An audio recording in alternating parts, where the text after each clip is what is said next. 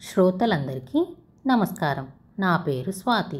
ఈరోజు చందమామ కథల 66వ సంచిక డిసెంబర్ 1952లోని 3వ కథ రత్నకిరీటం. ఇది 2వ భాగం. మొదటి భాగం వినని వాళ్ళుంటే లింక్ డిస్క్రిప్షన్లో ఉంటుంది, వినేయండి. మహీపాలుణ్ణి బలి ఇవ్వడం కోసం అన్ని ఏర్పాట్లు చేశారని కదా విన్నాము.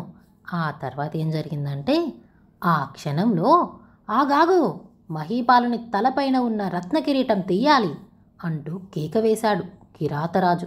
అందరూ నిశ్చేష్టులయ్యారు. అందరితో పాటు దుఃఖసాగరంలో మునిగి ఉన్న ప్రమోదుడు విస్తుపోయాడు. వెంటనే పురోహితుడు ఎత్తిన కత్తిని కింద ఉంచి మహీపాలుని తలపైనున్న రత్నకిరీటం తీద్దామని 2 చేతులు చాచాడు. అప్పుడు గుండె దద్దరిల్లేటట్టు, నాయనా నిన్నా బలివేయటం అంటూ మానవ భాషలో గొప్ప శబ్దం వినిపించింది. నలు దిశలా కలియజూశారు జనం. అంతలోనే జనసమూహం కంగారుగా చెల్లాచెదురు కాజొచ్చింది. హంస, హంస, బంగారు హంస అని అందరూ ఒక్కసారిగా ఎలుగెత్తి అరిచారు. దానిని చూసి వారు స్తంభించిపోయారు. అది చిత్ర విచిత్రమైన వన్నెల చిన్నెల రాజహంస, బంగారు రాజహంస.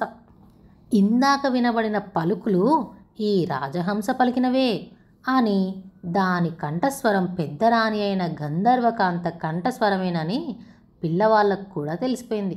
అయితే అది ఎలా అక్కడికి వచ్చిందో మాత్రం ఎవరూ కనిపెట్టలేకపోయారు. మహీపాలుడు అమ్మా అమ్మా అనుకుంటూ పోయి గట్టిగా ఆ హంస మెడను చుట్టేసుకున్నాడు. వెంటనే రత్నకిరీటధారి అయిన మహిపాలుణ్ణి వీపు పైన ఎక్కించుకొని అది ఎగిరి చక్కా పోయింది. ఎగిరిపోతున్న హంసను చూసి పురోహితుడైన రాజగురు ఆవేశంతో కొట్టండి, పట్టండి, మాయపక్షి అని కేకలు వేసి అందరినీ తొందర చేశాడు. తొందర చేశాడే కానీ ఆ పక్షినేమీ చేయటానికి ఒక్కళ్ళకు కాళ్ళు చేతులాడలేదు. చూస్తూ ఉండగా అది అంతరిక్షానికి వెళ్ళిపోయింది. ఆ పక్షి వాక్కులు విన్న క్షణం నుంచి అందరూ తీవ్రమైన ఆలోచనలో పడ్డారు. ఇందుకు తోడు రాజగురు ఆవేశపడటం వారి ఆలోచనను మరింత తీవ్రతరం చేసింది. రాజ్యంలో పుట్టిన పుకారికి ఈ సంఘటనకు సంబంధం ఏంటా అని ప్రతి వారికి జిజ్ఞాస కలిగింది. కానీ ఏవళ్లకు సరైన సమాధానం దొరకనే లేదు. ఏమైతేనేమి అమాయకుడైన పసివానికి గండం తప్పింది కదా అని ఆబాలగోపాలము సంతోషించారు. ఈ సందర్భంలో ముందు రాజగురును పట్టి బంధించమని ఆజ్ఞాపించాడు రాజు. ఇలా ఆజ్ఞాపించగానే మందాకిని ఆలోచనలో పడింది. క్షణం కూడా నిలవక ఒక్క లిప్తలో ఆమె అంతఃపురం చేరుకుంది. ఇదంతా కనిపెట్టి చూస్తూ ఉన్న ఆమె తండ్రి కిరాతరాజు ఏదో గడబిడ ఉన్నట్టు పసికట్టి ఆమె వెనకాతలే తను వెళ్ళాడు. అతడు వెళ్ళేసరికే మందాకిని శయ్యామందిరంలో పడుకొని ఉంది. తండ్రి ఆమెను చేరదీసుకొని, అమ్మడు, జరిగిందేదో జరిగింది, విచారించకు, అది ఒక మేలే, పసివాడు ప్రాణాలతో వెళ్ళిపోయాడు అని ఇంకా ఏమో చెప్పబోతూ ఉండగా మందాకినికి శరీరంలో ఒక విధమైన బాధ ప్రారంభమైంది. నాన్న క్షమించు, ఇంతవరకు లోకంలో మంచిదాన్ని అనిపించుకున్నాను. ఇప్పుడు నలుగురు నోళ్ళల్లో పడటం ఇష్టం లేదు. తీరా తొందరపడి రాజగురు చిక్కుకున్నాడు. రేపు జరగబోయే విచారణలో నిజానిజాలు బయలుపడక తప్పదు. అందుకనే అనేటంతలో ఆమెకు ఒంట్లో భరింపరాని ఆవేదన పుట్టుకొని వచ్చింది. ఆవేదనతోనే ఆమె అతి ప్రయత్నం చేసి, నాన్న పసివాన్ని చూసుకో, జాగ్రత్త, అన్నయ్యను కూడా ఇక్కడికే వచ్చేసి ఉండిపోమను. నాకు కాలం సమీపించింది, మాట్లాడలేను. నేను చేసిన పని మట్టుకు గొడవ కానీయకు నాన్న, పసివాడు అర్ధకర్ముడు అంటూ ప్రాణం విడిచింది. తన కూతురు మహీపాలుడికి కలిగిన కష్టాలు చూడలేక గుండె పగిలి మరణించిందని కిరాతరాజు విలపింపసాగాడు. అంతలో ప్రమోదుడు వచ్చాడు. దురదృష్టవంతుణ్ణి, చేతులారా పెద్దరాణిని పోగొట్టుకున్నాను, పసివాడైనా ఉన్నాడు కదా అని ధైర్యపడేటంతలో విపరీతమైన ఈ అవాంతరం వచ్చిపడి వాడు కాస్త ఎగిరిపోయే, పోనీ ఇక వాని గురించి భయం లేదు, తల్లి దగ్గరకు చేరుకున్నాడు కదా అని సంతోషించేటంతలో నా మందాకిని కూడా నన్ను మోసగించిపోయిందే. నా గతి ఇంకేం కాను, ఎవరు నాకు దిక్కు? ఆ మాయదేవుడు ఇన్ని పాటలు తెచ్చిపెట్టడానికి నేనేం పాపం చేసుకున్నాను అంటూ వల ఏడ్చాడు. నిమిషంలో ఈ వార్త నగరమంతా అల్లుకుపోయింది. మరణించిన మందాకిని పైన అందరికీ జాలి కలిగింది. మరికొద్ది రోజులకే విచారణ వచ్చింది. ఉన్నది ఉన్నట్టు చెప్పాడు రాజగురు. కుట్రంతా చిన్నరానిదేనన్నట్లు ఆయన సంజాయిషి వల్ల తేలింది. కూతురు పన్నిన కుట్రలో సాయపడటానికే కిరాతరాజు ఇక్కడ తిష్ట వేశాడని చెప్పి తన మాటలు బలపరుచుకోవడానికి చూశాడు రాజగురు. కానీ ఆయన మాటలు ఒక్కళ్ళూ నమ్మలేదు. చనిపోయిన రాణి మీద నేరం తోసేసి తను తప్పించుకోవడానికి చూస్తున్నాడని అందరూ ఉద్దేశపడ్డారు. రాజు ఉగ్రుడయ్యాడు. పట్టం కట్టుకోవలసిన మహీపాలుణ్ణి పొట్టన పెట్టుకోబోయిన మహాపాపివి నీవు. రాజ్యకాంక్షతో అమాయక ప్రజను రెచ్చగొట్టావు, ఘోషపెట్టావు. రాజ్యమంతా అల్లకల్లోలం చేసి వేశావు. నా హృదయంలో చిచ్చు పెట్టావు. నిన్నేం చేసే పాపముంది? ద్రోహి, పో! నా ఎదుట మరి కనబడకు. నా రాజ్యం వదిలిపో అంటూ మండిపడి రాజగురుని కోట అవతలకు గెంటించి వేశాడు. ప్రజలు ఆయనను చూసి ఛీ ఛీ అని అన్నారు. రాజు పరాభవింపగా, లోకులు ఈసడింపగా తలవంపులతో బల్లాన రాజ్యం వదిలిన రాజగురు మరి వెనుతిరిగి చూడనే లేదు. జన్మలో ఇంతవరకెన్నడూ ఇటువంటి అనుభవం ఎరిగి ఉండలేదాయన. ఆ సమయాన తన కుటుంబం ఏమైపోతుందోనని చింత కూడా లేకపోయింది ఆయనకి. భార్యాబిడ్డలను చూసుకుపోదామనే దృష్టే కలగలేదు. బల్లాన రాజ్యం అనే ఈ గడ్డపైన క్షీణమైనా నిలవకూడదు. ఇదే ఆయన చేసుకున్న నిశ్చయం. ఇది తప్ప మరే ఆలోచనకు మనసులో తావులేకపోయింది. ఇంతటి వైరాగ్య భావంతో రాజగురు ఒక్క లక్ష్యమూ సంకల్పమూ లేకుండా కాళ్ళు ఎక్కడికి తీసుకుపోతే అక్కడికే సాగిపోతున్నాడు. పోయి పోయి రాజగురు ఒక అటవీ ప్రాంతం చేరుకున్నాడు. అలసి ఒక చెట్టు కింద కూలపడ్డాడు. సోలిపోయిన ఆ సుకుమార ప్రాణికి కునుకు పట్టినట్టయింది. కొంచెం సేపటికల్లా గుర్రపు డెక్కల టక టక శబ్దం వినిపించింది. అంతలో ఒక యువకుడు ఆ దారిన వచ్చాడు. వచ్చి రాజగురుని చూస్తూనే గుర్తుపట్టాడు. అతడే కిరాతరాజు కొడుకు మందపాలుడు. ఆ ప్రదేశమే కిరాతరాజ్యం. నిమిషంలో రాజగురునకు సమస్త ఉపచారాలు జరిగినాయి. మరుక్షణంలో ఆయన కిరాతరాజు దివ్య కుటీరంలో ఉన్నాడు. అటు తర్వాత రాజగురు ఎంతో దీనంగా తన స్థితిగతులన్నీ మనసు విడిచి మందపాలునికి వెల్లడించాడు. అందుకు మందపాలుడు ఆయనను ఊరడిస్తూ, గురూజీ, ప్రపంచాలను నడిపించగల ప్రజ్ఞావంతులు మీరు తలచినంత మాత్రాన జగాలు కంపించిపోతాయి. తాము ఇలా వాపోవడం పాడి కాదు. ధైర్యం వహించండి. మీ ఆశీర్వాద బలం ఉంటే సరే.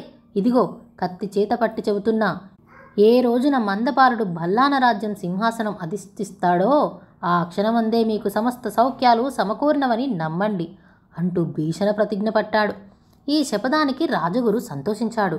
అయితే గాఢమైన ఆలోచన కూడా కలిగింది. మందాకిని మాట విన్నాను, చెడ్డాను, నలుగురు నోళ్లల్లో పడ్డాను.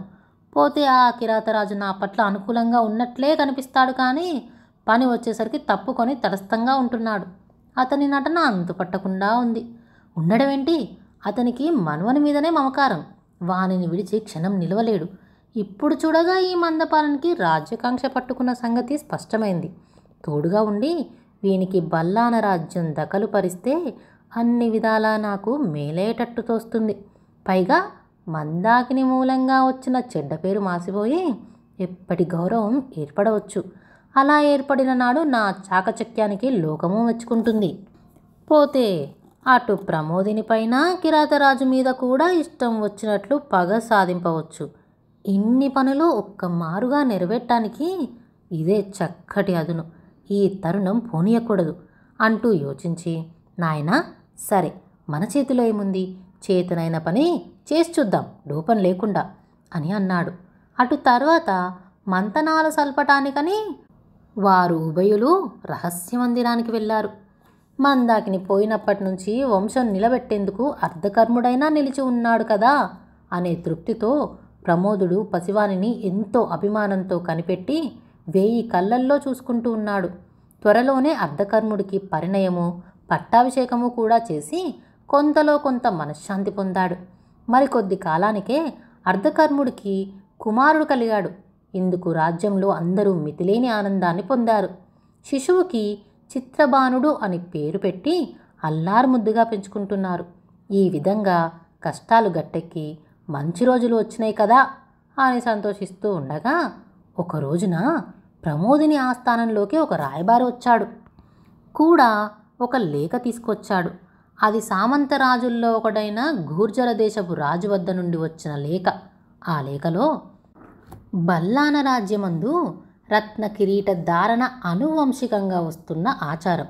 మేము అనగా సామంత రాజ్యాల వారమంతా తరతరాల నుండి ఆ రత్న కిరీటదారులైన ప్రభువులకే కైమోడ్పు చేసి కప్పములు కట్టుతున్నాము.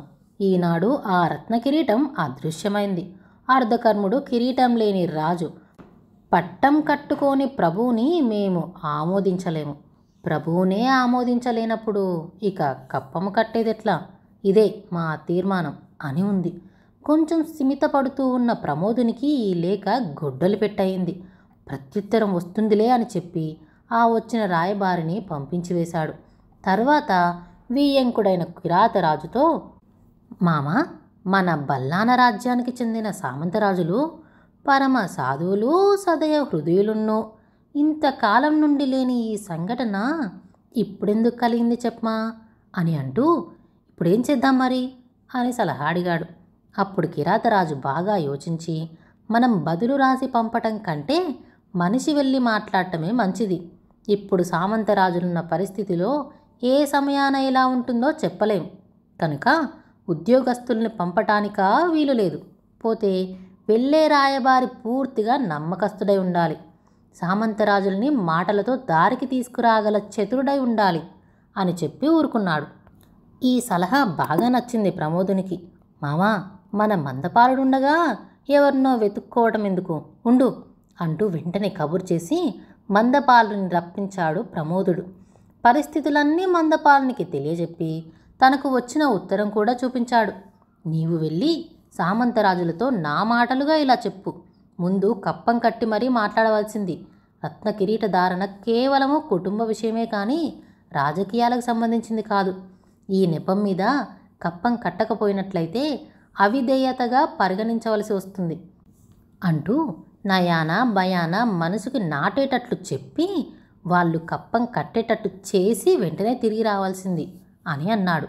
అంటూ రాజముద్రిక గల తన ఉంగరాన్ని ఇచ్చాడు.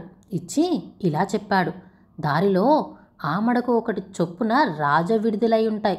ఈ ఉంగరం చూపిస్తే సరి, కావలసిన సదుపాయాలన్నీ జరుగుతాయి. ఏ రాజ్యంలో ఏ చోటుకైనా యథేచ్ఛగా పోవచ్చు అని చెప్పి పంపాడు. అప్పుడు కిరాతరాజు కొడుకుతో, నాయనా, విజయం చేసుకురా, ఈ విషయం పిట్టకైనా తెలియనీయకు, జాగ్రత్త అంటూ మెలకువలు చెప్పాడు. రాత్రనక పగలనక మందపాలుడు ప్రయాణం చేస్తూ పోసాగాడు. ఒక్కొక్క విడిదిలో దిగి విశ్రాంతి తీసుకొని తను ఎక్కి వచ్చిన గుర్రాన్ని ఈ విడిదిలో వదిలివేయటం, అక్కడి నుంచి మళ్ళీ అతను మరొక గుర్రాన్ని తీసుకువెళ్ళటం, ఇది ప్రయాణం చేసే పద్ధతి. ఇలా 3 రోజులు ప్రయాణం చేసి 4వ రోజు రాత్రి ఒక విడిదిలో దిగి అలసట ఎక్కువ కావటం చేత నడుం వాల్చాడు. అప్పుడు అతని మనసులో పరుగులెట్టిన సమస్యలు అన్నీ ఇన్ని కావు. ఈ ఆలోచనలతోనే అతను గాఢ నిద్రలో మునిగిపోయాడు. మునిగిపోయి ఉండగా సరిగ్గా అర్ధరాత్రప్పుడు, ఆ తర్వాత ఏం జరిగిందో వినాలంటే వచ్చే సంచిక వరకు వేచి చూడాల్సిందే.